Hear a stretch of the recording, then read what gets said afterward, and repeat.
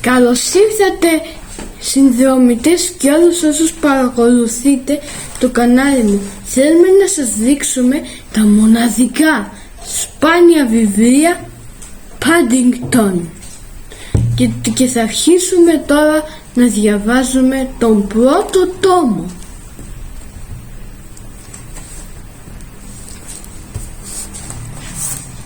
Και μας είναι στα αγγλικά.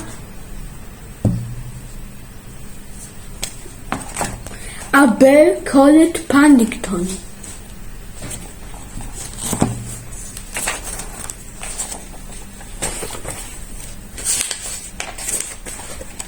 Chapter 1. Please look after this bear. Mr. and Mrs. Brown first met Paddington on a railway platform. In fact, that was how he came to have an unusual name for a bear, for Paddington was the name of the station. The Browns were there to meet their daughter, Judy, who was coming from school for the holidays. It was a warm summer day and the station was crowded with people on their way to the seaside. Trains were humming, loudspeakers blaring, porters rushing and about shouting at one another, and all together was so much noise that Mr. Brown, who saw him first, had to tell his wife several times before they understood. A bear or Paddington station? Mrs. Brown looked at her husband in amazement. Don't be silly, Henry. There can't be. Mr. Brown adjusted his glasses. But there is. He insisted. I distinctly saw it over there near the bicycle rack. It was a very funny kind of hat. Without waiting for a reply, he caught hold of his wife's arm and pushed her through the crowd round a trolley laden with chocolate and cups of tea, past a bookstore, and through a gap in a pile of suitcases towards the lost property office. There you are, he announced triumphantly, pointing towards a dark corner. I told you so. Mrs. Brown followed the direction of his arm and dimly made out a small furry object in the shadows. It seemed to be something of some kind of suitcase, and around its neck there was a label with some writing on it.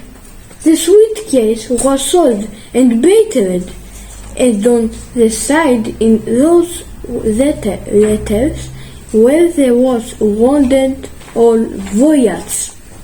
Mrs. Brown clutched at her husband. Why, Henry, she exclaimed, I believe you were right after all. It is a bear. She peered at it more closely. It seemed a very unusual kind of bear.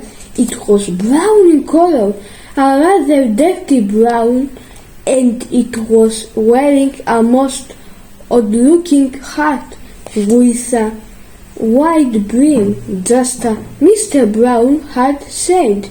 From beneath the brim, two large, round eyes stared back at her.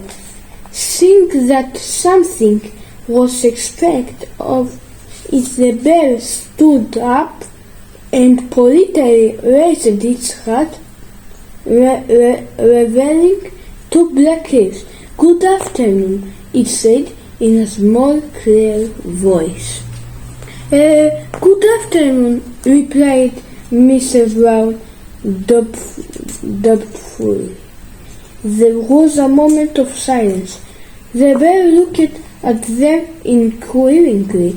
"Can I help you?" Mr. Brown looked rather embarrassed. "Well, no.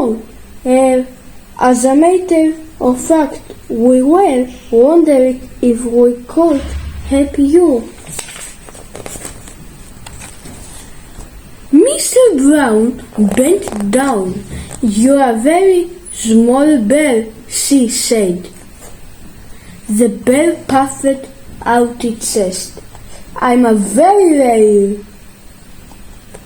sort of bear," he replied importantly.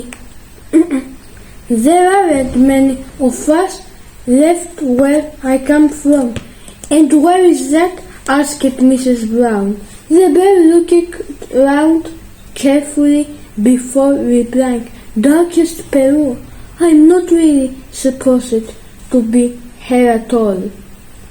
I'm a stowaway." "A stowaway?"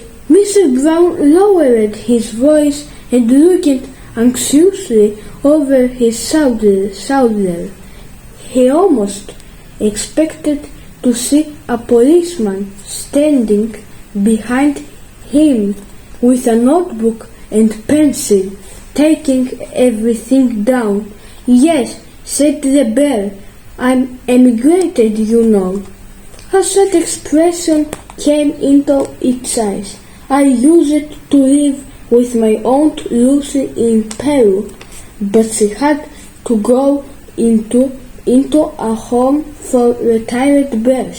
"You don't mean to say you've come all the way from South America by yourself?" exclaimed Mrs. Brown. The bear nodded. "Aunt Lucy always said she wanted me to emigrate when I was old, and now that's why she taught to me speak English." "But whatever did you do for food?" asked Miss Brown. "You must be starving." Bending down, the bear unlocked the suitcase with a small key, which it also had round its neck. It brought out an almost empty glass jar. "I ate marmalade," he said, rather proudly. "Bears like marmalade, and I lived in a lifeboat." "But what are you going to do now?" said Mr. Brown. "You can't just sit on Paddington Station waiting for something to happen." "Oh, I thought to be all right.